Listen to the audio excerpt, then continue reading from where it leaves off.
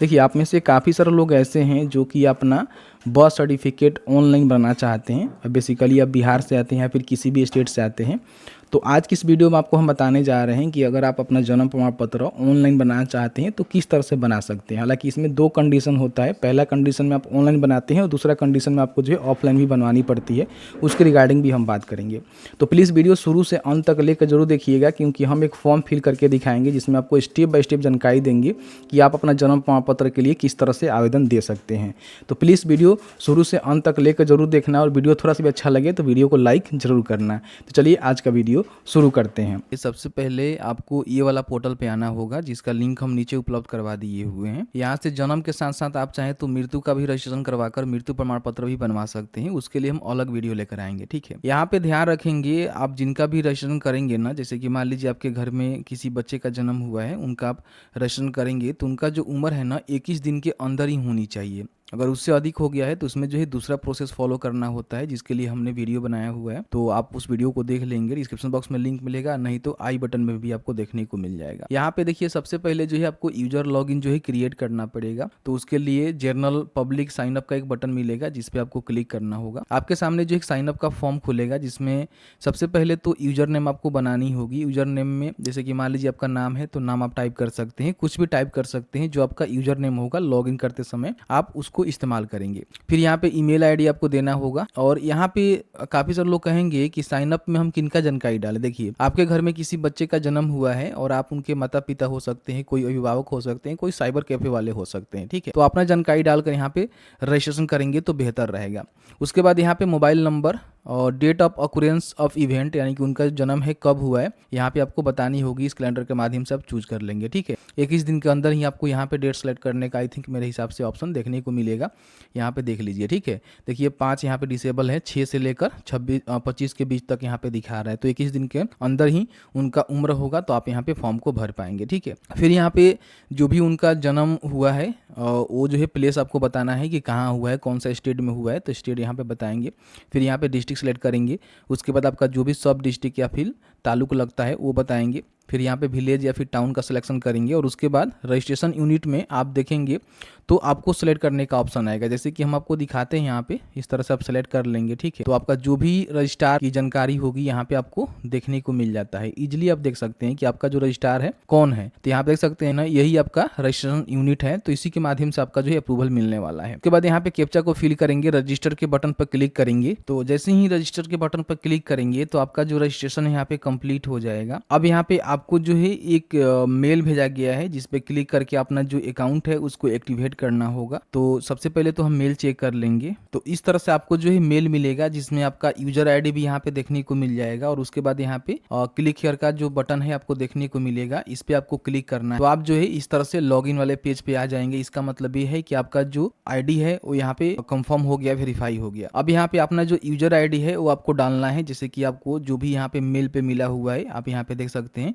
यही आपका जो है यूजर आईडी है, जिसको कॉपी करेंगे और यहाँ पे पेस्ट करेंगे, ठीक है। उसके बाद न्यू पासवर्ड जो है आपको क्रिएट करना है, जो कि पासवर्ड इस तरह से हो सकता है। एग्जांपल के तौर पर बताया गया है कि देख सकते हैं कि नाम रहेगा, कुछ स्पेशल कैरेक्टर रहेगा और कुछ यहाँ पे अंक आप डाल सकते हैं। तो इस तरह से पासवर्ड को डालेंगे, फिर इस पासवर्ड को कंफर्म करेंगे। और उसके बाद यहाँ पे आपको कैप्चा मिलेगा, इस कैप्चा को फिल करेंगे, सबमिट के बटन पर क्लिक करेंगे। तो इस तरह से आपका जो पासवर्ड है और यूजर आईडी है क्रिएट हो जाएगा। अब यहाँ पे आपको जो भी यूजर आईडी मिला हुआ है उसको यहाँ पे फिल करना है। फिर आपने जो भी पासवर्ड क्रिएट किया था उसको यहाँ पे डालना है, कैप्चा को फिल करना है, लॉगिन के बटन पर क्लिक करना है। देखिए जैसे ही लॉगिन करेंगे तो आपके सामने जो है कुछ इस तरह से डैशबोर्ड आएगा। यहाँ पे हमें जो है जन्म का रजिस्ट्रेशन करना है, तो हम बर्थ वाले सेक्शन पे जाएंगे। अगर आप मृत्यु प्रमाण पत्र बनाना चाहते हैं तो डेथ वाला जो ऑप्शन है इसका सिलेक्शन कर सकते हैं। तो बर्थ पे जाएंगे तो यहाँ पे देख सकते हैं कि बर्थ रजिस्ट्रेशन करने का जो है आपको लिंक मिलेगा, जिसपे आपको क्लिक करना होगा। अब यहाँ पे आपके सामने जो बर्थ रजिस्ट्रेशन का फॉर्म है खुल जाएगा, जहाँ पे सबसे पहले अपना जो प्राइमरी लैंग्वेज है बता सकते हैं, ठीक है। और उसके बाद सेकेंडरी लैंग्वेज भी बता सकते हैं। तो जैसे कि मैं हिंदी इंग्लिश रख दे रहा हूँ, दोनों में रहेगा, ठीक रहेगा। उसके बाद यहाँ पे रिपोर्टिंग डेट डेट जो है ऑटोमेटिकली आपने जो दिया हुआ है वो ले लिया हुआ है डेट ऑफ ऑकरेंस का जब आप रिपोर्ट कर रहे हैं।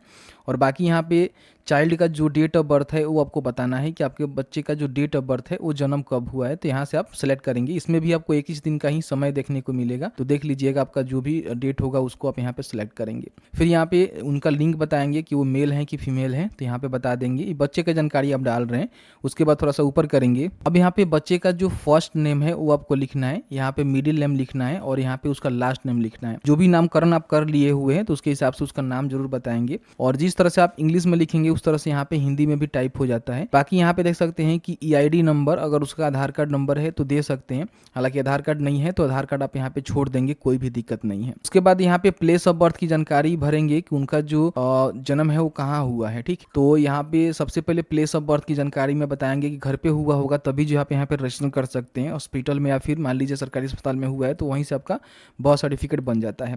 लेकिन घर पे बच्चे का जन्म हुआ है तो यहाँ पे घर का ही सिलेक्ट करने का आपको ऑप्शन मिलेगा। उसके बाद जो भी आपका बिल्डिंग नंबर हो गया या फिर नाम हो गया वो यहाँ पे टाइप करेंगे। फिर यहाँ पे हाउस नंबर लिखेंगे, कोई स्ट्रीट लेन नेम है तो यहाँ पे दे सकते हैं। उसके बाद यहाँ पे लोकेलिटी बताएंगे या फिर पोस्ट ऑफिस आपका लगता है तो पोस्ट ऑफिस बताएंगे। फिर यहाँ पे स्टेट का सिलेक्शन करेंगे, डिस्ट्रिक्ट का सिलेक्शन करेंगे। उसके बाद यहाँ पे अपना जो है पिन कोड लिखेंगे। बाकी जानकारी यहाँ पे फिल रहता है तो केवल आपको पिन कोड भरना है। उसके बाद नीचे आना है। अब यहाँ पे फादर का जो इन्फॉर्मेशन आपको भरना है, जिसमें फादर का फर्स्ट नेम लिखेंगे, मिडिल नेम लिखेंगे, लास्ट नेम लिखेंगे, जो कि यहाँ पे हिंदी इंग्लिश दोनों में आपको लिखना होगा। फिर यहाँ पे उनका आधार कार्ड जो नंबर है बताएंगे, मेल ID बताएंगे, उनका मोबाइल नंबर बताएंगे, ठीक है। उसके बाद यहाँ पे मदर का जो इन्फॉर्मेशन आपको भरना होगा, जिसमें first name, middle name, last name लिखेंगे, हिंदी में भी लिखना पड़ेगा। और उसके बाद आधार नंबर यहाँ पे भरेंगे, ईमेल ID और मोबाइल नंबर उनका लिखेंगे, ठीक है।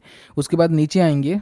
अब यहाँ पे आपको वो एड्रेस देना है ना जिस समय बच्चे का जन्म हुआ था उस समय माता पिता कहाँ थे। इन इंडिया थे तो यहाँ पे इन इंडिया ही टिक करेंगे और बताएंगे कि उनका जो है प्रेजेंट में वो जहाँ रह रहे थे और बच्चे का जन्म हुआ उसकी जानकारी बताएंगे कि कौन से building number, house number, street name क्या है, लोकेलिटी क्या है, स्टेट कहाँ है, स्टेट भी बता सकते हैं, डिस्ट्रिक्ट बता सकते हैं। फिर यहाँ पे जो भी आपका पूरी जानकारी है बताएंगे पिन कोड के साथ। अगर मान लीजिए कि आप वहीं पे हैं और वहीं पे आपका बच्चे का जन्म हुआ है, वहीं आपका घर द्वार है, तो आप सेम डाल सकते हैं, कोई दिक्कत नहीं है।